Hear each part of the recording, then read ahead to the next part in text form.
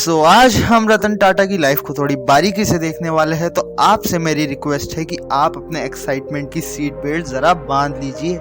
आज के टाइम पर ऐसा कोई सेक्टर नहीं होगा जहां टाटा ने अपना पैर नहीं रख रखा हो। जैसे कि रिटेल सेक्टर में टाटा क्रोमा है, स्टारबक्स कॉफी है, टाइटन है, तनिष्क है। यहीं हम ऑटोमोटिव सेक्टर में चले तो Tata Motors, Land Rover, Jaguar. Consumer sector में Tata Salt, Tata Tea, Tata Chemicals, Tata Consumer Products और भी बहुत सारी कंपनीज है जिसका नाम लेते लेते लिस्ट बहुत ज़्यादा लंबी हो जाएगी। नज़र डाल लीजिए इस चार्ट की तरफ, इससे आपको अंदाजा हो जाएगा टाटा के बिजनेस के बारे में।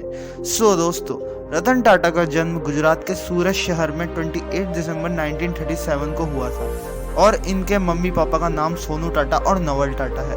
रतन सिर्फ 10 साल के थे जब इनके मम्मी पापा का डाइवोर्स हो गया था। उसके बाद इनका ख्याल इनकी दादी नवजबाई टाटा ने रखा। शुरुआती लाइफ में 8th क्लास तक इन्होंने अपनी एजुकेशन मुंबई के कैंपियन स्कूल से की। उसके बाद इन्होंने हाई स्कूल और इंटरमीडिएट की पढ़ाई मुंबई के ही कैथेड्रल और एंड जॉन कॉनन स्कूल से की और फिर 1955 में अमेरिका के कॉर्नेल यूनिवर्सिटी से इन्होंने आर्किटेक्चर में अपनी ग्रेजुएशन पूरी की। टाटा नाम को साइड रखते हुए अपने दम पर अपनी एजुकेशन पूरी करने तक इन्होंने बर्तन मारने से जैसे कई काम किए दोस्तों। और फिर 1959 में इन्हें आर्किटेक्चर में बैचलर की डिग्री मिली और फिर सबसे आखिर में इन्होंने हार्वर्ड बिजनेस स्कूल से अपने मैनेजमेंट की पढ़ाई पूरी की। इन 5-7 सालों में रतन टाटा अमेरिका, कैलिफोर्निया और वेस्ट कोस्ट की लाइफ से इतना अट्रैक्ट हुए कि उन्होंने लॉस एंजलिस में ही रहने का फैसला कर लिया था। इन्हीं 7 सालों में इन्हें एक अमेरिकन लड़की से लव हो गया था। जी हाँ दोस्तों, दोनों को एक दूसरे से लव हो गया था। अब रतन टाटा को इंडिया में उनकी दादी, जिसका नाम नवजबाई टाटा था, उनका फ़ोन आया। वो कहती है, बेटा रतन, मेरा आखिरी समय है, मुझसे मिलने आ जाओ। जैसा कि मैंने आपको बताया था कि इनकी शुरुआती ज़िंदगी में इनकी दादी ने ही इनका ख्याल रखा था, तो इन्होंने इनकी प्रेमिका से कहा कि चलो हम इंडिया चलते हैं, वहाँ तुम्हें मैं अपनी दादी से मिलाऊंगा और फिर हम वही शादी कर लेंगे।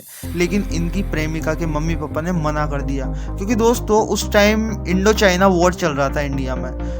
कोई भी पेरेंट्स ऐसे अपनी बेटी को अलाउ नहीं करेगा, तो उनकी लवर के पेरेंट्स ने भी उनको अलाउ नहीं किया, तो रतन टाटा को अकेले ही जाना पड़ा। रतन टाटा इंतज़ार कर रहे थे कि अब तो वॉर ख़त्म हो गया, अब तक नहीं आई। इतने में उनके पास खबर आती है कि उनकी प्रेमिका के माता पिता ने उनकी शादी किसी और से करा दी। रतन टाटा ने उनकी प्रेमिका से वादा किया था कि अगर मैं शादी करूंगा तो सिर्फ तुमसे ही। वो दिन था दोस्तों, और आज का दिन है। रतन टाटा ने अभी तक शादी नहीं की। ये अपने बातों के बड़े पक्के हैं। जब ये इंडिया आए तो JRD टाटा को पता लगा कि ये IBM में जॉब कर रहे हैं और वे इस बात से बिल्कुल भी खुश नहीं थे। और फिर उन्होंने 1962 में रतन टाटा को टाटा ग्रुप की कंपनी में काम करने के लिए अप्रोच किया। तो इस तरह रतन टाटा का टाटा ग्रुप में एंट्री होती है। उन्होंने शुरू के दिनों में टाटा स्टील के शॉप फ्लोर पर काम किया। फिर 1971 में national radio and electronics company Nelco में डायरेक्टर इंचार्ज बनाया गया। ये कंपनी लॉस में चल रही थी। कुछ साल में रतन टाटा ने कंपनी का प्रॉफिट बढ़ाया और मार्केट में कंपनी की शेयर होल्डिंग 2% से 20% तक बढ़ा दी। लेकिन देश में इमरजेंसी के चलते कंपनी को बहुत घाटा हुआ और कंपनी को बंद करना पड़ा। कुछ साल बाद रतन टाटा को एक्सप्रेस मील संभालने को कहा। टाटा ग्रुप की ये कंपनी भी लॉस में थी, जिसके बाद रतन टाटा ने इसे काफ़ी संभालने की कोशिश की। लेकिन इनको कंपनी की हालात सुधारने के लिए 50 लाख की ज़रूरत थी, लेकिन वो इन्हें नहीं मिल पाए और लास्ट में इस कंपनी को बंद करना पड़ा, जिससे रतन टाटा बहुत अपसेट हुए। कुछ साल बाद इनका विज़न पहचानते हुए JRD टाटा ने 1991 में रतन टाटा को टाटा ग्रुप के चेयरमैन बनाने की घोषणा कर दी। तो दोस्तों, इस तरह रतन टाटा टाटा ग्रुप के चेयरमैन बने।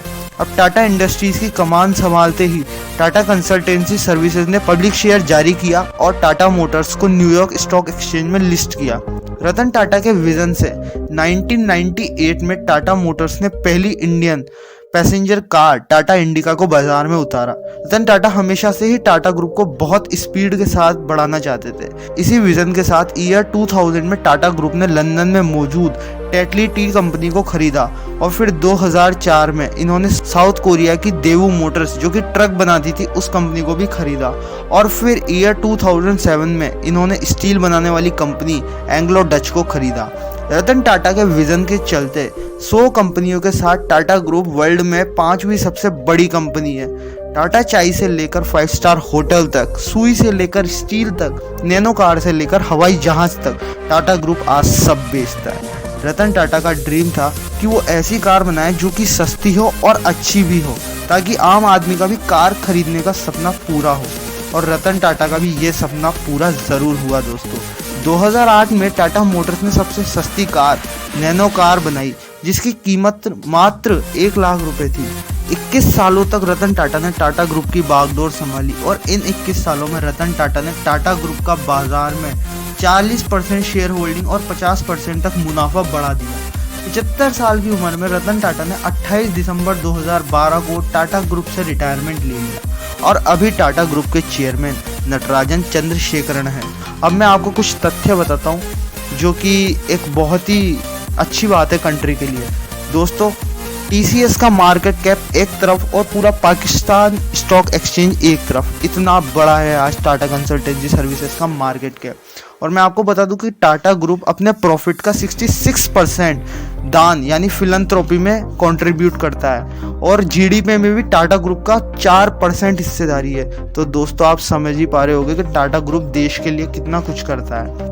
सो फ्रेंड्स, आपको रतन टाटा की ये शॉर्ट बायोग्राफी जानकर कैसा लगा? ऐसे ही आगे आपको और दिग्गज व्यक्तियों की बायोग्राफी जाननी है तो कमेंट सेक्शन में यस ज़रूर लिखना। तो चलिए, अब मैं आप सभी से इजाज़त चाहूँगा।